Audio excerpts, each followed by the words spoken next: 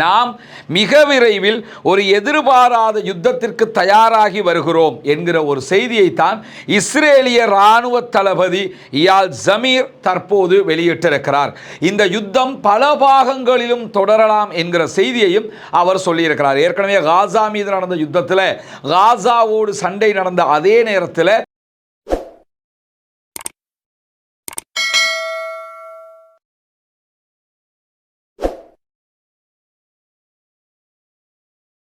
அன்பிற்கினிய சகோதர சகோதரிகளே, நம் அனைவர் மீதும் ஏக இறைவனுடைய அமைதியும் கருணையும் உண்டாகட்டுமாக என்கிற உயரிய பிரார்த்தனைகளோடு பாலஸ்தீனத்தினுடைய காசா பகுதிகளில் இஸ்ரேலிய ஆக்கிரமிப்பு இராணுவம் நடத்தி வந்த 2 ஆண்டுகளுக்கு மேலான தாக்குதல்கள் தற்போது ஒரு யுத்த நிறுத்தமாக ஏற்பட்டிருக்கக்கூடிய சூழலில் யுத்த நிறுத்தத்தின் முதல் கட்டம் முடிவுக்கு வரப்போகிறது. 2ஆம் கட்டத்திற்கு யுத்த நிறுத்தம் நகரப்போகிறது. இந்த 2ஆம் கட்டம் என்பது பாலஸ்தீன விடுதலை இயக்கம் தற்போது இருக்கிற இடங்களை தாண்டி இஸ்ரேல் அடுத்த கட்டத்திற்கு பின்வாங்க வேண்டும். எனவே பின்வாங்குகிற பகுதிகள் அனைத்தும் பாலஸ்தீன விடுதலை அமைப்பினுடைய கட்டுப்பாட்டுக்கு கீழால் வரப்போகிறது. இதுதான் 2ஆம் கட்டமாக இருக்க போகிறது. இந்த நிலையில் பாலஸ்தீன விடுதலை அமைப்பை சேர்ந்த 120 தொடக்கம் 200க்கு உட்பட்ட இராணுவத்தை சேர்ந்தவர்கள் இஸ்ரேலுடைய கட்டுப்பாட்டில் இருக்கக்கூடிய கான் யூனுஸ், ரஃபா உள்ளிட்ட பகுதிகளில் இருக்கிற பங்கருக்குள் சிக்கி இருக்கிறார்கள். அவர்களுக்கும் இஸ்ரேலுக்கும் இடையில் அடிக்கடி சண்டைகளும் நடைபெற்று வரக்கூடிய சூழலில் இஸ்ரேலுடைய வரம்பு மீறிய பொதுமக்கள் மீதான தாக்குதல்களில் இன்றைக்கும் 7 அப்பாவிகள் கொல்லப்பட்டிருக்கிறார்கள், ஷஹீதாகி இருக்கிறார்கள் என்கிற கவலைக்குரிய செய்திகள் வெளியாகி இருக்கக்கூடிய தருணத்தில் இஸ்ரேலுடைய இராணுவ தளபதி இயால் ஜமீர் வெளியிட்டிருக்கக்கூடிய ஒரு அறிவிப்பு மத்திய கிழக்கிலே ஒரு பதட்டத்தை மீண்டும் தோற்றுவித்திருக்கிறது. அதாவது, நாம் மிக விரைவில் ஒரு எதிர்பாராத யுத்தத்திற்கு தயாராகி வருகிறோம் என்கிற ஒரு செய்தியைத்தான் இஸ்ரேலிய இராணுவ தளபதி இயால் ஜமீர் தற்போது வெளியிட்டிருக்கிறார்.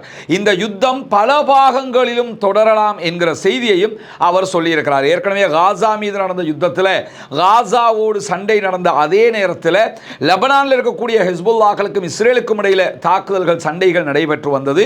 அதேபோன்று யமனில் இருக்கக்கூடிய ஹூத்திகள் இஸ்ரேல் மேலே தாக்குதல்களை நடத்தினார்கள். இஸ்ரேலும் ஹூத்திகள் மேலே தாக்குதல்களை நடத்தி வந்தாங்க.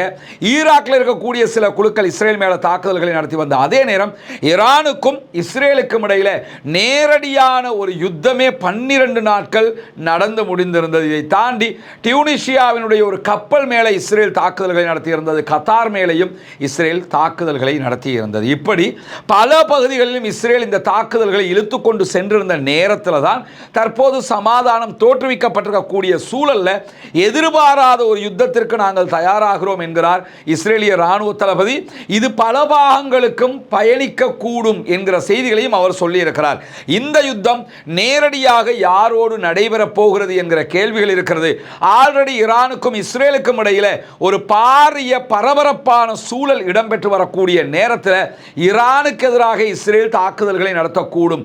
அப்படி தாக்குதல்களை நடத்தினால் அமெரிக்கா நேரடியாகவே இஸ்ரேலுக்கு தான் ஆதரவு தெரிவிக்கும். கடந்த 12 நாள் வார்லையும் அதைத்தான் அவர்கள் செய்தார்கள். இப்படியான சூழலில் எது வந்தாலும் அதை எதிர்கொள்வதற்கு எங்களுடைய இராணுவம் எப்போதும் தயாராக இருக்கிறது என்று சொல்கிறது ஈரானிய அரசாங்கமும் ஈரானுடைய இராணுவ பிரிவுகளும் என்பதும் இங்கு கவனிக்க வேண்டியதுன்னா 12 நாள் வாரில் இஸ்ரேலை துவம்சம் செய்கிற அளவுக்கு ஈரானுடைய தாக்குதல்கள் பலமாக அமைந்திருந்ததை நம்ம கண்ணாலேயே பார்த்திருக்கிறோம். இப்படியான சூழலில் தான் இந்த செய்திகள் வெளியாகி இருக்கக்கூடிய நேரத்தில் இஸ்ரேலிய இராணுவம் இன்றைக்கு இன்னும் ஒரு செய்தியை வெளியிட்டிருக்கிறார்கள். அமெரிக்காவினுடைய கடற்படையோடு தாங்கள் பயிற்சிகளில் ஈடுபடுவதாகவும் சொல்லி இருக்கிறார்கள். ஒருபுறம் ஒரு எதிர்பாராத யுத்தம் வரப்போகுதுன்னு இராணுவ தளபதி இஸ்ரேலுடைய தளபதி சொல்கிறார். மறுபுறமாக இராணுவம் கடற்படை பயிற்சிகளையும் மேற்கொள்ள ஆரம்பித்திருக்கிறது. இஸ்ரேலிய ஆக்கிரமிப்பு இராணுவத்தினுடைய தகவல் பிரகாரம் அமெரிக்காவினுடைய 5வது கடற்படையின் படைகளோடு 1 வார கால இராணுவ பயிற்சியை அவர்கள் தொடங்கி இருப்பதாக சொல்லி இருக்கிறார்கள். இதுவெல்லாம் தற்போது பிராந்தியத்தில் பதட்டமான சூழல்களுக்கு வழிவகுத்திருக்கக்கூடிய சூழல்ல இஸ்ரேலிய ஒலிபரப்பு கூட்டுத்தாபனம் ஒரு முக்கியமான செய்தியை வெளியிட்டிருக்கிறது. அது என்ன செய்தி என்று சொன்னால் நமக்கெல்லாம் தெரியும். இஸ்ரேலால் யாசர் அபு ஷபாப் என்கிற ஒருவனுடைய தலைமையில் இந்த 2 ஆண்டுகள் யுத்த காலத்துக்குள்ள பாலஸ்தீன விடுதலை அமைப்புக்கும் பாலஸ்தீன மக்களுக்கும் எதிரான ஒரு போட்டி குழு உருவாக்கப்பட்டிருந்தது. இஸ்ரேல் அவங்களுக்கு ஆயுத பயிற்சி கொடுத்தாங்க, இஸ்ரேல் அவங்களுக்கு பணம் கொடுத்தாங்க. அவங்களுடைய வேலை என்னன்னா, இஸ்ரேலுடைய ராணுவம் இருக்கக்கூடிய பகுதிகளில் இருந்துகிட்டு பாலஸ்தீன விடுதலை ராணுவத்துக்கு எதிராக தாக்குதல்கள் நடத்தாத சொந்த நாட்டுக்கு எதிராகவே தாக்குதல் நடத்துகிற துரோகி கும்பல்கள் இவர்கள். அதை தாண்டி பாலஸ்தீன அப்பாவிகளுக்கு வருகிற உணவுகளை எல்லாம் இவங்க என்ன பண்ணுவாங்கன்னா, திருடிக்கிட்டு கொண்டு போய் இஸ்ரேல்ட்டே கொடுத்துருவாங்க.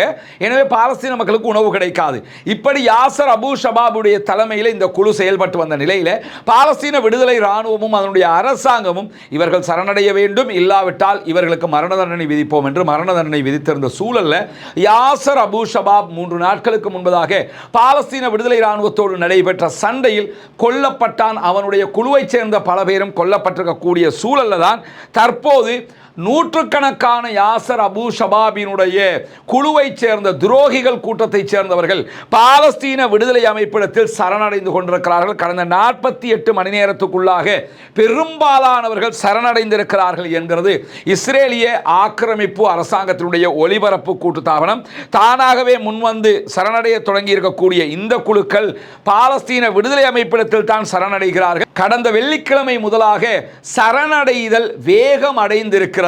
நிறைய பேர் டசன் கணக்கில் சரணடைஞ்சுக்கிட்டே இருக்கிறாங்க. ரஃபா மற்றும் கான் யூனிஸ் பகுதிகளில் இந்த சரணடையக்கூடியவர்கள் குவிந்திருப்பதான செய்திகளும் வெளியாகி இருக்கு. இது கூட பாலஸ்தீன விடுதலை அமைப்புக்கு ஒரு பாரிய வெற்றியும் கூட.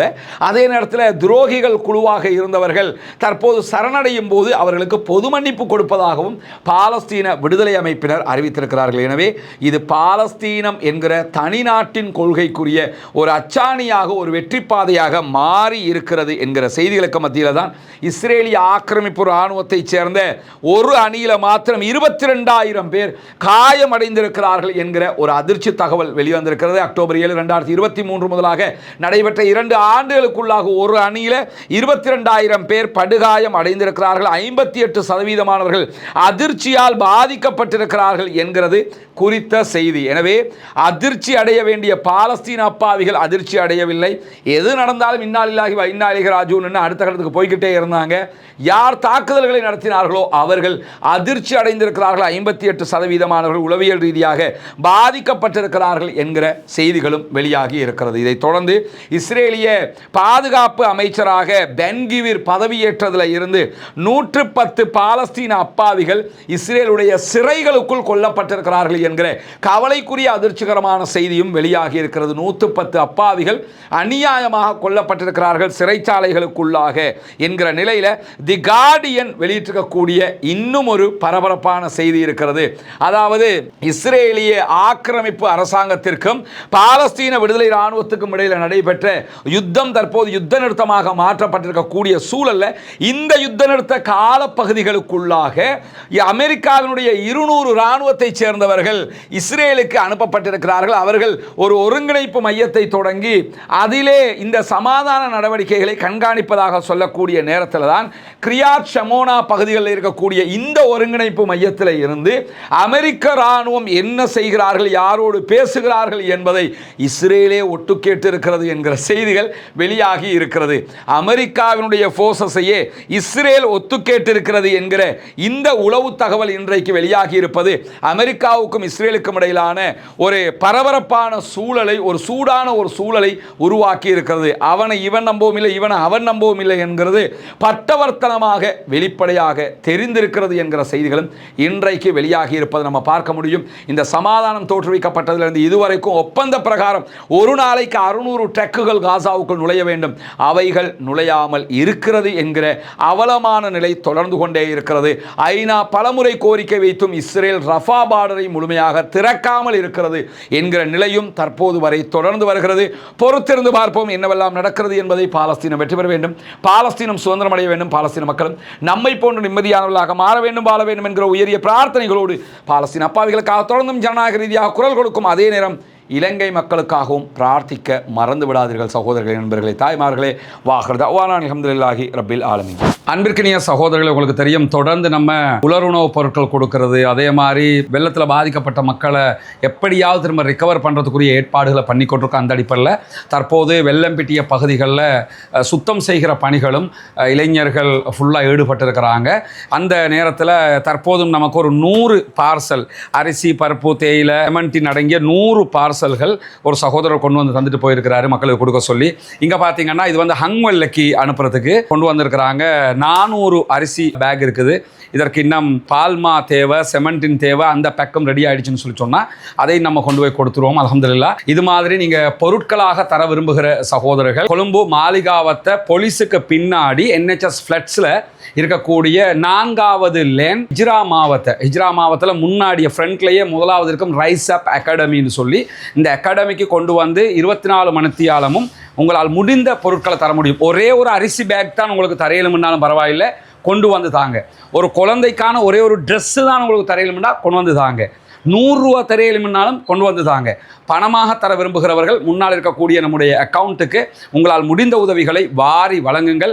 அந்த அக்கௌண்ட்டுக்கு பணம் போட முடியாது என்ற சில நாடுகளில் பிரச்சனையாகும். இந்த மாதிரி நாடுகளில் வசிக்கக்கூடியவர்கள் முன்னால் தெரிகிற வாட்ஸ்அப் மற்றும் தொலைபேசி இலக்கத்திற்கு தொடர்பு கொண்டு உங்களால் முடிந்த உதவிகளை வாரி வழங்குவதோடு பெண்களுக்கான ட்ரெஸ்ஸு அதையும் தாராளமாக கொண்டு வந்து தாங்க. இங்கே நீங்கள் வந்து பார்க்கலாம், பெண்களுக்கான ஆடைகளும் நிறைய மக்கள் கொண்டு தந்திருக்கிறாங்க.